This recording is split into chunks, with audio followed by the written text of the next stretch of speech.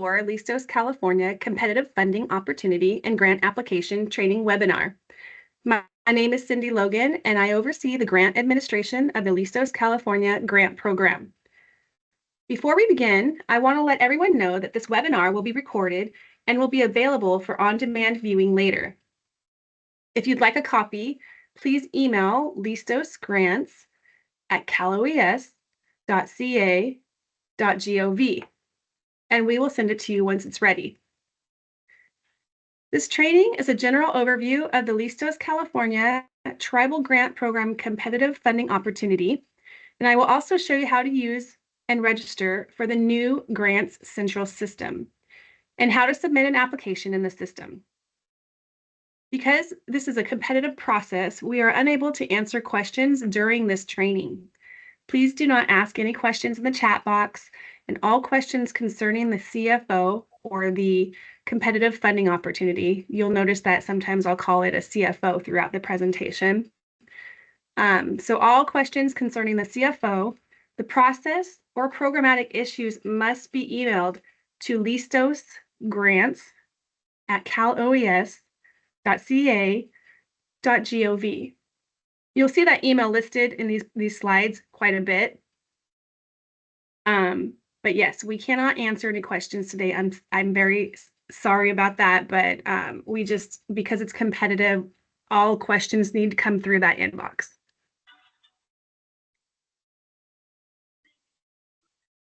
Okay, so there are 6 Listos California funding opportunities under the Listos California Grant Program umbrella, and they were posted on February 28th.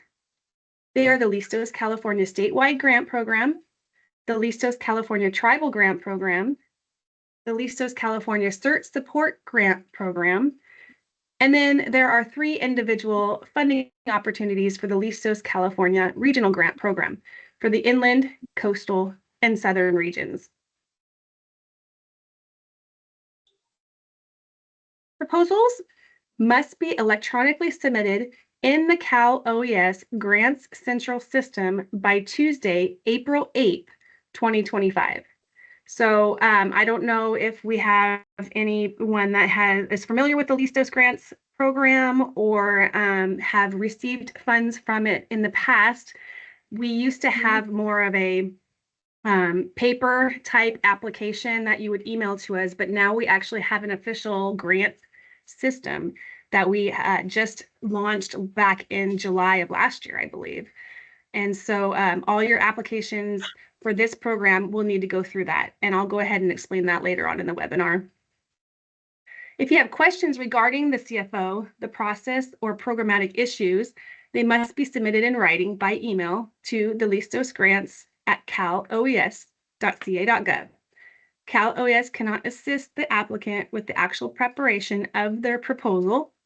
We can only respond to technical questions about the CFO during the period of time between the publication date and the completion of the CFO process. So if you want to ask your questions, if you have any to the Listos Grants inbox, that's fine.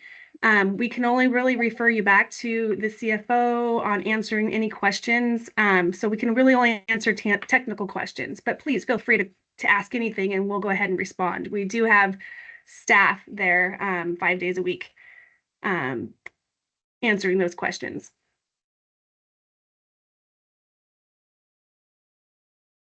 So for those of you that are familiar with the Listos California Grant Program, you're probably aware that there was about $25 million allocated each year for the program. But unfortunately, due to budget restraints, the funding for this program has been cut back to $17.5 million. So for us to still be able to achieve the programmatic goals and objectives, we had to think outside the box and be a little more creative on how we still will be able to reach our vulnerable populations with less funds. With the $17.5 million, we've allocated $2.25 million to the statewide program, $500,000 to the tribal program, $500,000 to the CERT Support Grant Program, and $4.5 million has been allocated to the 3 regional grant programs, which are the inland, coastal, and southern regions.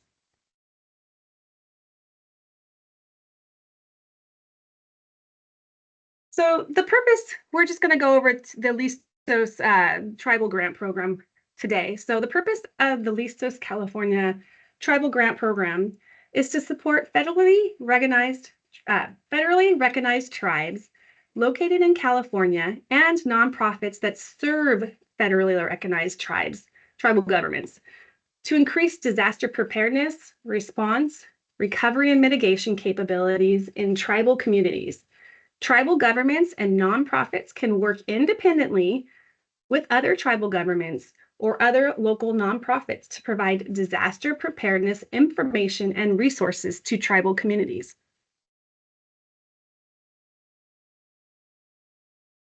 For a tribal grant program proposal to be eligible to compete for funding, which means read and rated, all the following conditions must be met.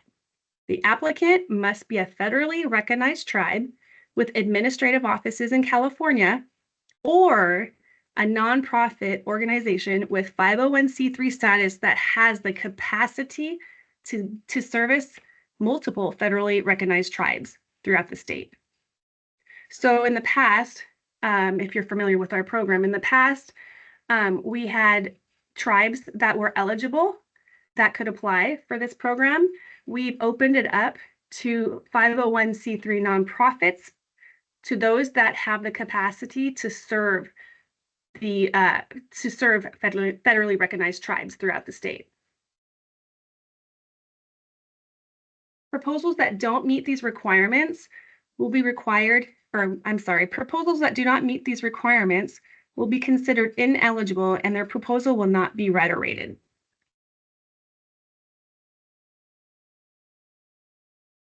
There's $500,000 available for the Listos California Tribal Program, which is supported through the State General Fund, and applicants can apply for up to $125,000 for the 19-month grant subaward performance period. Subrecipients may request a one-time advance of up to 25% of their awarded funds, and all subsequent payments after that will be on a reimbursement basis. Applicants can only receive funding from one fiscal year 24 Listos California grant program, and there's no match required for this program. Applicants are required to respond to rating questions. You'll see those in the funding opportunity. You will also see them when completing your application in the grants central system. The applicant's responses to each question is evaluated as part of the rating process. Each rating question is assigned a point value up to 20 points, and the applicant's response to each question is evaluated on the following criteria. So you would receive 0 points if your answer was absent or the response does not address the specific question. There's 1 to 5 possible points for an unsatisfactory response, meaning that the response does not completely address the question. You can receive 6 to 10 points for a satisfactory response, meaning that the response addresses the question and provides a good understanding of the applicant's intent. Then there is an above average response worth 11 to 15 points. That is, the response is adequate and provides a clear and detailed understanding of the applicant's intent. And then an excellent response would be 16 to 20 points. And that would be an outstanding with clear, detailed response and relevant information.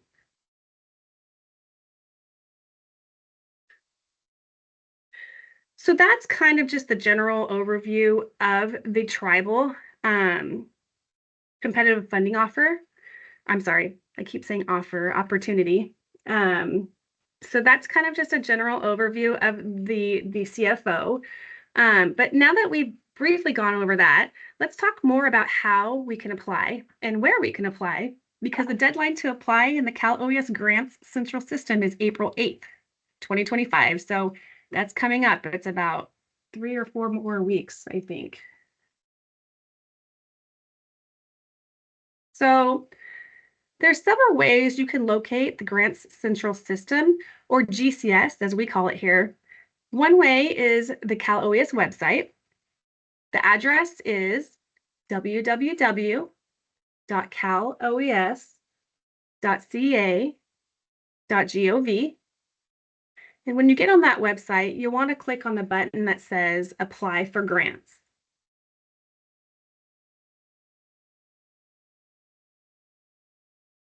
After you click that button, you'll see this green button here that says Access Grants Central System.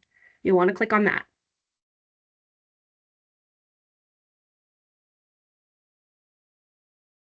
And then after you click that green button, this will pop up and you'll see this is kind of our main page for the Grant Central System on the Cal OES site. So you'll see this and you'll see a button that says Search, Register, Login. That's where you're going to want to search for your grants, register for the system, or log in.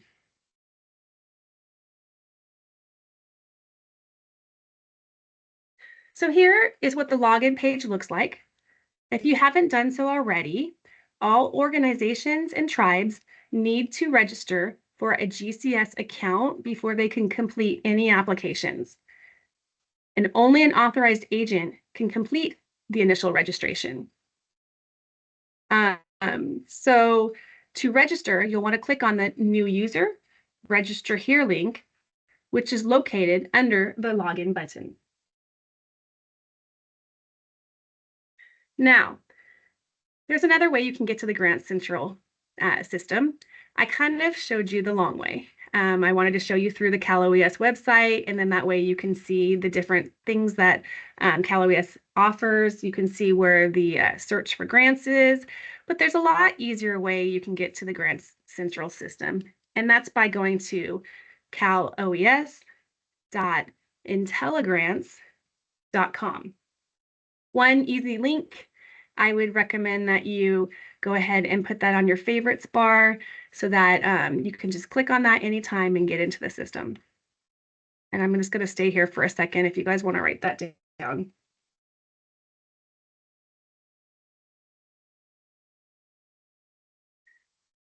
Okay, so after clicking on the register here, you will enter your information and your organization or tribal information. This is also where you will create your personalized GCS password, and then you'll click Save when you're done. That information that you provide will be sent to the Cal OES registration unit, and once your information is confirmed, we will send you send the authorized agent an approval email. If at any time you're having difficulty registering or don't receive an approval email, you can contact us at grantscentralinfo@caloes.ca.gov. This email address is strictly for registration issues and questions only. For any other GCS questions after the registration process, you can ask those at Listos grants@caloes.ca.gov.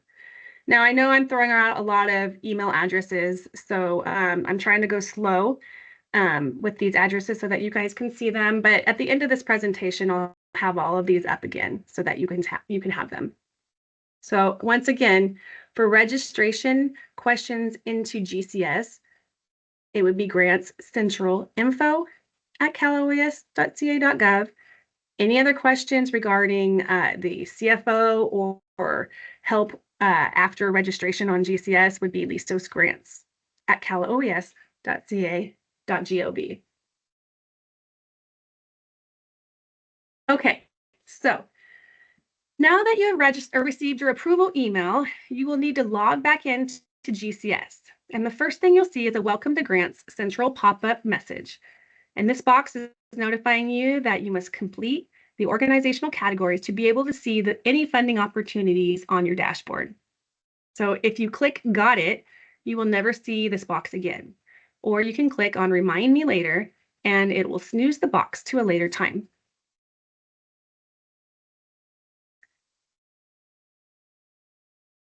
Okay, so the organizational categories page is a listing of all different types of organizations. It's important to go to this page after you register so you can begin receiving funding opportunities on your dashboard. To get to this page, you'll click on your name in the upper right corner and then select Profile. By selecting a category relevant to your organization, all funding opportunities that are in the same category will filter to your dashboard. You can then select as many categories that apply to your organization or tribe.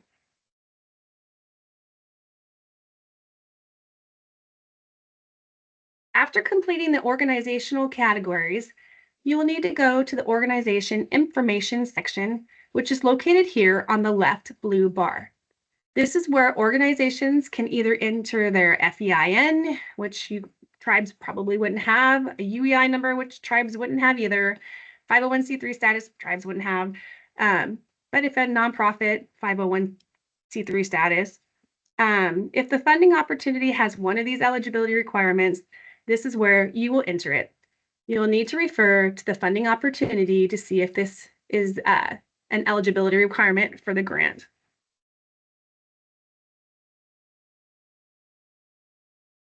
The last tab under the organization information section is the organization members. This is where organizations can make changes to the members assigned to the organization. This slide is showing the names of the assigned members of the organization, their roles, their active, inactive dates, who modified it last, and the date it was modified. You can add members, you can invite members to your organization, or you can remove members, but only the authorized agent can change the role assignments. Okay, so let's talk a little bit more about the application. After you have registered and completed the organizational information section, you'll want to begin reviewing and applying for funding opportunities, specifically the Listos Tribal Grant Program. You can locate your opportunities by clicking on the Home button in the upper right corner.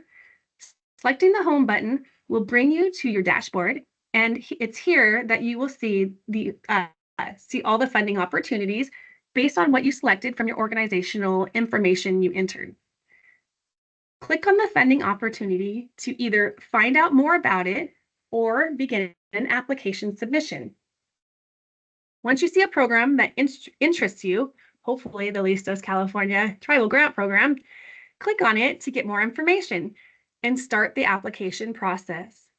In this case, you'll want to click on Listos California Tribal Grant Program. When clicking on the funding opportunity, you will see a pop-up box with information on the program. It'll show the organization that is providing the funding opportunity. In this case, it's Cal OES. The organization it was provided to, the application availability dates, the deadline to apply, and a brief description of the program. To see the full funding opportunity, you will need to click on the links provided. If you're not interested in the funding opportunity or you're just not ready to apply, you can click on Cancel. Otherwise, if you're ready to apply, click on Proceed.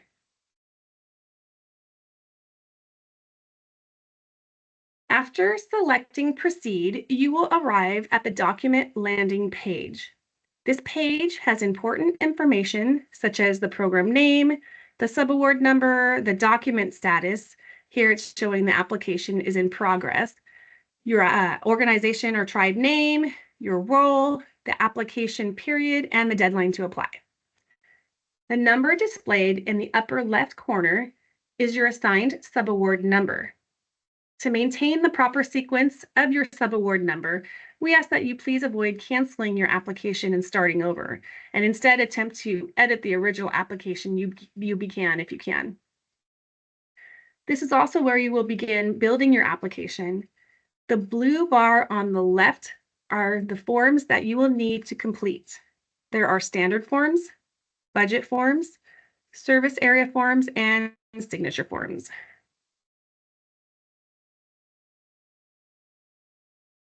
Here's a closer look at some of the forms on the blue bar. I want to bring to your attention the different icons to the right of each form and what they mean. A check mark means that the required information has been entered. A folder means that there are multiple line items for the budget category form, and you have to click the folder to see a list of the line items. An exclamation point means there are errors that need to be fixed before you can submit your application. And a blank box means you have not started the form or you didn't say what you entered.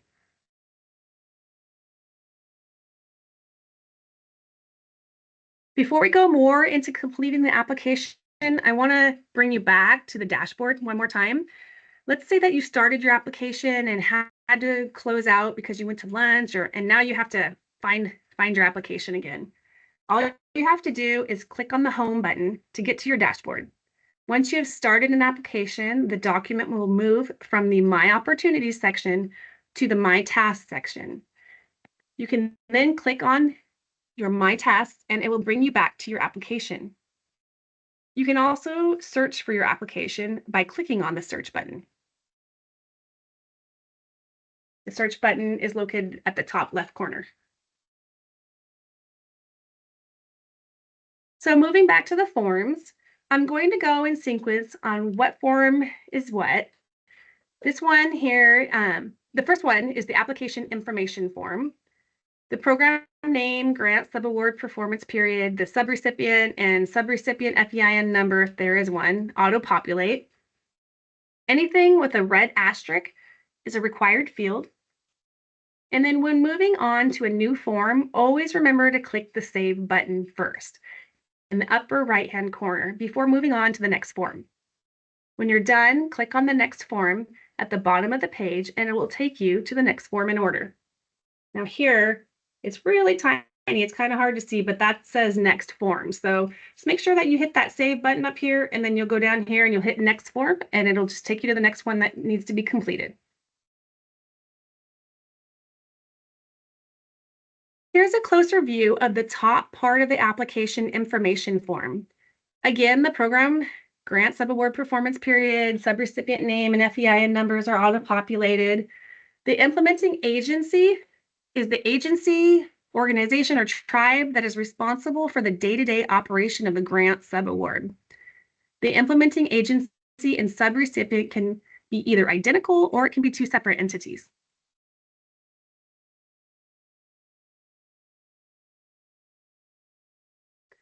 Here's a closer view of the bottom part of the application information form. The payment address is a required field. When entering your payment address, select Validate Address. You will not be able to proceed until you do this. If you are unable to validate the provided address, select the box below indicating this. The zip code must be a 9-digit number, and the primary location of the project or service is where most services are provided. If it can't be determined, then enter the organization's business office.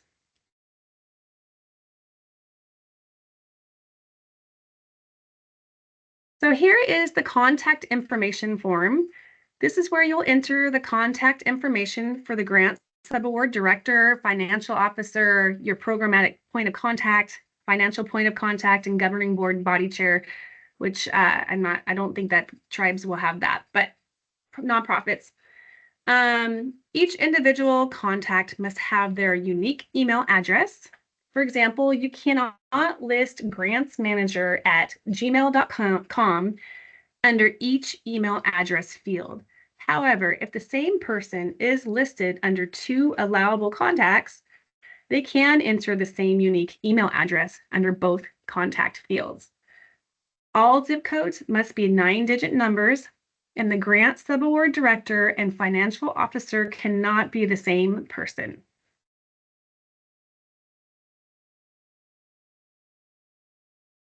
You will see your agency or tribe's contacts listed at the bottom of the contact information page. Organization authorized agents must be identified as being a grant subaward authorized agent to submit the application. So only your authorized agent can submit this application.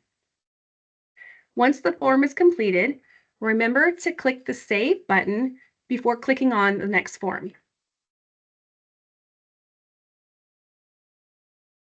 This is the grant subaward assurances form.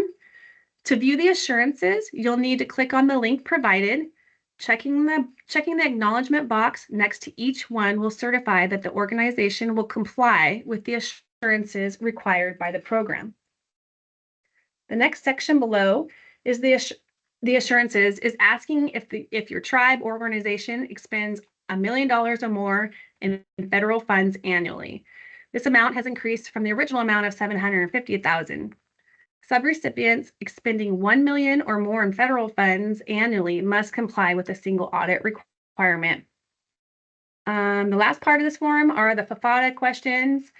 These questions are dynamic, and additional questions will display depending on your answers. So once this form is completed, remember to click the Save button before clicking on Next Form.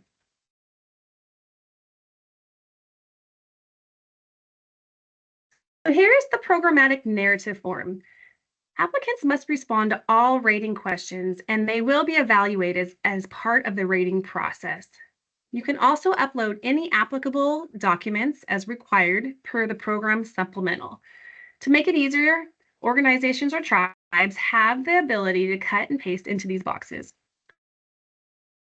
So this is not the best of examples, but you will see a question here. Instead of it just saying question 1, question 2, it'll say your questions. You'll see them on your CFO when you look at that. They'll be the same questions that are on your CFO that you'll see here.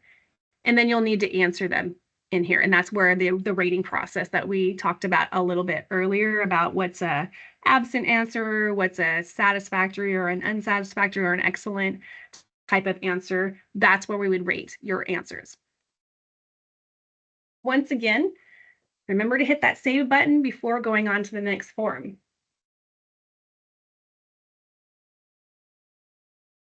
So this is the subrecipient risk assessment form. Per Title II CFR Section 200.332, Cal OES is required to evaluate the risk of noncompliance with federal statutes, regulations, and grant terms and conditions posed by each subrecipient of pass-through funding. So question 4 is validated based on the information that was provided in the previous grant subaward assurances form, where it asks if a subrecipient spends $1 million or more in federal funds annually. Once this form is completed, you'll just click the Save button and continue on to the next form. I am going to, it might sound redundant, but I do want to continue to remind you to hit that Save button. It's really important because I would hate for you to have to redo your information. It's happened to me more than once and it's not fun. So I learned it. Hit that Save button. Okay, so now let's move on to the budget forms section. When you get to the budget forms section, you'll see your funding source allocation page. The amount available column provides the amount allocated by the fund source. The funding requested column will show 0 at this point until you complete your budget cost categories. Before the application can be submitted, the funding recommendation must be equal to the amount available. Once you're done, click on Save and move on to the next form. Here is the budget cost categories. For those of you that have had awards from Cal OES before, there used to be only 3 line item categories. Now there are 11 specific line item categories. Select the boxes that apply to your budget line items. Notice that there is a warning on this page. If you deselect a previous selected form, it will result in deletion of the form's information, and you will need to reselect the form and re-enter the information. Contact us at Cal OES, which contact us at Listos grants at caloes.ca.gov if your application was submitted and you need to make corrections. Once this form is complete, click the Save button and go on to the next form. Here's a close-up of the budget cost categories. This example shows on the left that if you click on personnel costs, volunteer costs, rent costs, and travel costs, and then click save, the forms will show up on the blue bar, and you will need to go into each one of them and complete them. Here's another example of all the boxes being checked, and then all the forms opening up on the blue bar on the left after clicking Save. I'd like to go over a few of these forms in the next few slides.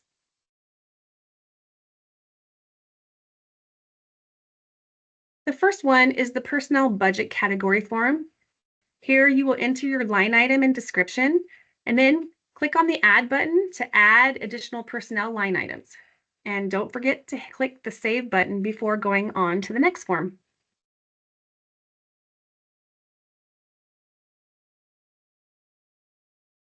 This is the contractor or consultant costs form. Here you will enter your consultant or contractor line items with a description. The form asks if you have competitively selected your contractor or consultant, and if you select no, the non-competitive procurement request form will auto-generate and you will need to upload a narrative justification. If your contractor or consultant is paid more than $650 a day or $81.25 an hour, then the independent contractor consultant rate exemption request form will auto-generate and you will need to upload a justification for that. For more information on procurement methods, you'll please refer to the Subrecipient Handbook, sections 6.030 and 6.015. After that, you'll click the Save button and you'll go on to the next form.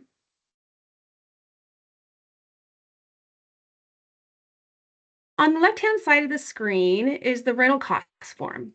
The first field asks for the rental cost type and includes a drop-down menu where you can select 3 different types of rental cost options, which are grant subaward employee, office space, additional rental space, shelter only, and additional rental space.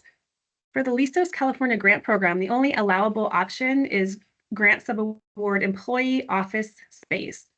It requires a calculation based on the Subrecipient Handbook, section 4.055. And like other line item forms, you'll click the Add button if you have more than one line item. After that's done, you'll click the Save button and go on to the next form. The travel costs form has 2 drop-down options, travel and mileage reimbursement. Enter your travel and mileage cost line items here. Click on the Add button for multiple line items, and then when you're done, just click the Save button and go to the next form.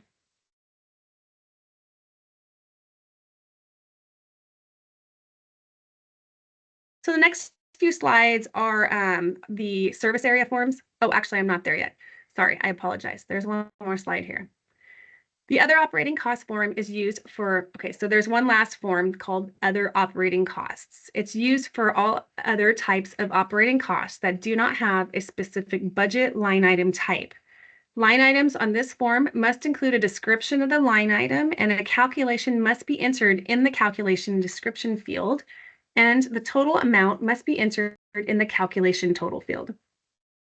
Like the other forms, you click the Add button for additional line items and click the Save button before moving on to the next form. All right, so this one here is the service area forms. The next few slides, we just have some service area forms that need to be completed. I'll just briefly go over those as well. So after you've completed the budget forms, these ones would pop up next. The first one is the county service area form. We want to know what amount of funds will go into the counties you're serving. So the numbers don't have to be exact, but they do need to be added up to 100%. So use your best estimate. If funds are used to serve the entire state, you can select statewide.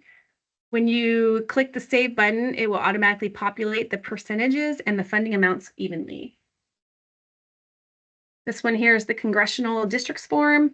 This form is dynamic and it's based on the county or counties selected on the previous form. Enter the percentage of the funds used to benefit the applicable congressional districts, and then click the Save button to automatically populate the percentages and funding amounts evenly. Same thing here for state assembly district. They are based on the congressional district selected in the previous form, and then enter the percentage of the funds used to benefit the applicable state assembly district served. Again, you'll click on the save to automatically populate the percentages and funding amounts evenly. And then this is the last one for the state Senate districts. It's pretty much the same. Just remember to hit the save to automatically populate the percentages. Okay, so we're almost to the finish line, but before the application can be submitted, the authorized agent must check these boxes to certify compliance and understanding.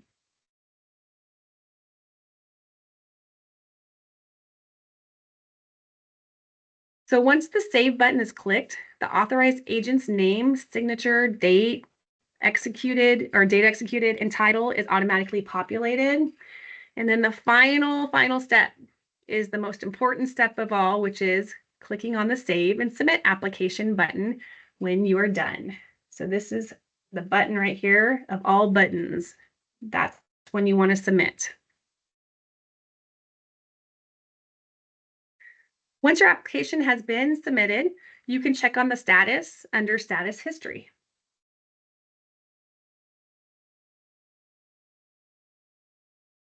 If selected to receive funding, the authorized agent will receive an award letter by email. You can also locate the award letter in the Document Messages section.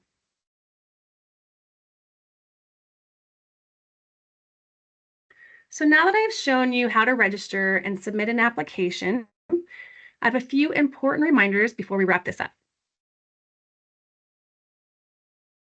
So number one, always click that save button. I know I keep saying it over and over, but it's really important. Try to remember to hit that save button before going on to the next form, or your progress might not be saved and you might have to start over.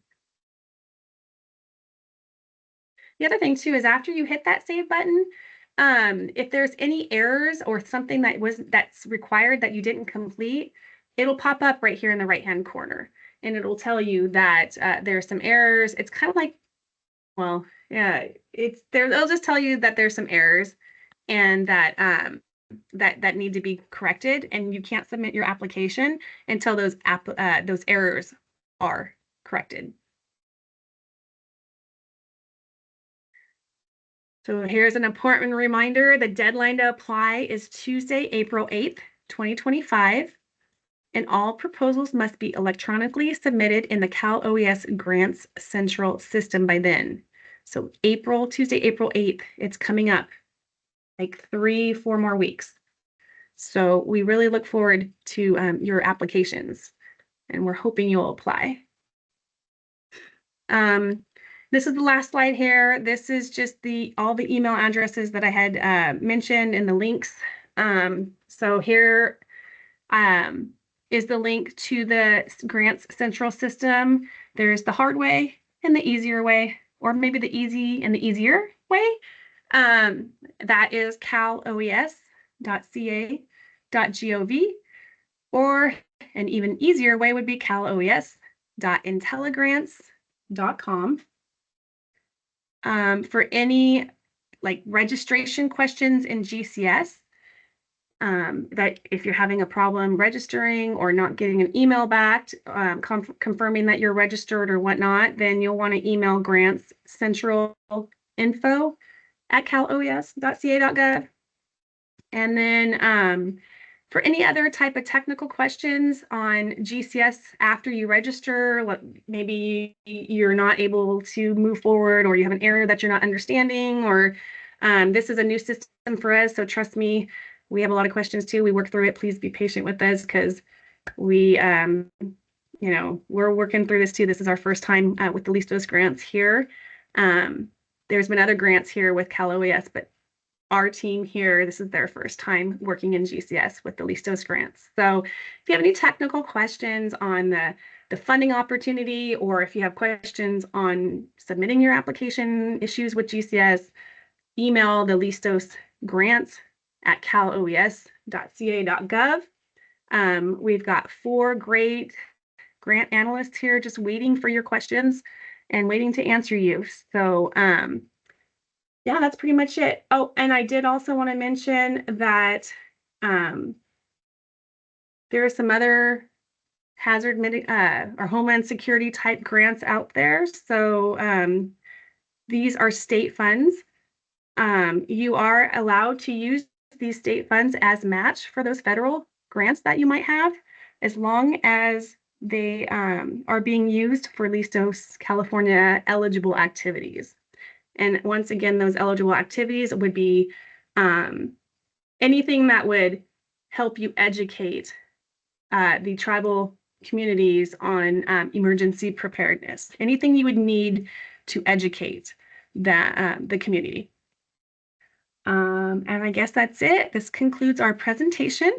And once again, I cannot answer any questions right now, but email our listosgrants@caloes.ca.gov if you have questions, because it is a competitive process. And if you just came in or you came in a little while ago, this is being recorded. So please email listosgrants@caloes.ca.gov if you want a copy of this presentation. All right, this concludes the presentation, and I look forward to seeing all of your applications. Goodbye.